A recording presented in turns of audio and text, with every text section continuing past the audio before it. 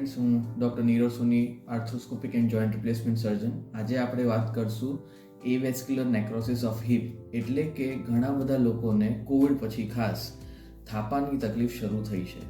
થાપામાં ઘણીવાર લોહી ઓછું પહોંચે, જેનાથી હાડકામાં ઘસારાની શરૂઆત થઈ જતી હોય છે. આ આપણો હેલ્ધી બોન છે, આ આપણું હિપ જોઈન્ટ છે, આ ગોળો છે, એની સામેની આ રકાબી છે, અને ઇઝીલી આપણે જ્યારે પગ વાળીએ છીએ, ચાલીએ છીએ તો આ મૂવમેન્ટ ઇઝીલી થતી હોય છે. ગોળામાં લોહી પહોંચવાનું ઘણીવાર અટકી જતું હોય છે, કાં તો બંધ થઈ જતું હોય છે. મોસ્ટ કોમન કોઝ આજકાલ ખાસ કર કોવિડ સિનારીઓમાં ઇઝ કોવિડ વાયરસ ઇટસેલ્ફ. ઘણા લોકોને એવું માનવું છે કે એમાં સ્ટીરોઇડ આપતા હતા, એના લીધે આ પ્રોબ્લેમ થતો હોય છે, પણ વાયરસ પોતે પણ ફાઇબ્રોસિસ કરવાથી અંદરના સ્નાયુ જે લોહી પહોંચાય છે, નસો, એને બ્લોક કરી દેતા હોય છે.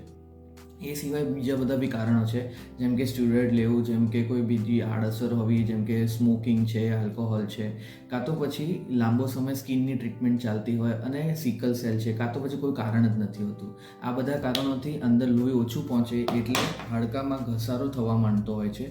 તમે આ જોઈ શકો છો કે હાડકામાં જેમ રસ્તા પર આપણે વરસાદમાં ખાડા પડી જાય, એવી રીતે આ ગોળામાં બી ખાડા પડવા માંડે છે, અને સામે રકાબીમાં બી, જેના લીધે ચાલતા વખતે પેશન્ટોને દુખતું હોય છે, ગોળો ફરી નથી શકતો બરાબર.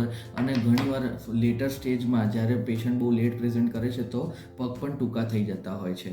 એવા કેસમાં જ્યારે સ્ટેજ 2 એટલે 50%થી વધારે ગોળો ઘસાઈ જાય છે, કાં તો પછી આપણો પગ ટૂંકો થઈ જાય છે, તો ડેફિનેટિવ ટ્રીટમેન્ટ ખાલી એક જ છે, જે છે ટોટલ હિપ રિપ્લેસમેન્ટ, જેમાં આપણે આ નવો ગોળો નાખી દેતા હોઈએ છીએ અને એની સામેની રકાબી બી બદલી દઈએ છીએ, જેનાથી પેઇન ફ્રી મૂવમેન્ટ ચાલુ થઈ જાય છે અને નેક્સ્ટ ડેથી પેશન્ટ ચાલતા થઈ જતા હોય છે.